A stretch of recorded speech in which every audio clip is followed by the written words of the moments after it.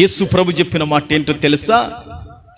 మంచి నేలన పడిన విత్తనములు వారెవరనగా విని గ్రహించి ఆ వాక్యాన్ని అవలంబించి ఓపికతో ఫలించు వారు 30, 60, 100 ప్రభువులో వాళ్ళు ఒక పంటగా, సంఘములో ఒక పంటగా, దేవునికి సాక్షి పంటగా వాళ్ళు ఉండగలుగుతారు. చప్పులు కొట్టి ప్రభువును గణపడతాం.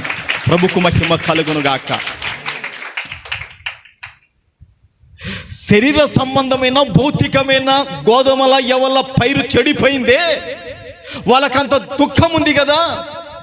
ఈరోజు ఆత్మీయ సంబంధమైన మన పంట అది ఒకవేళ చెడిపోయినట్లుగా ఉంటే, అది ఒకవేళ పాడైపోయినట్లుగా ఉంటే, అది ఒకవేళ వాడిపోయినట్లుగా ఉంటే, మరల ఆత్మ సంబంధమైన పంట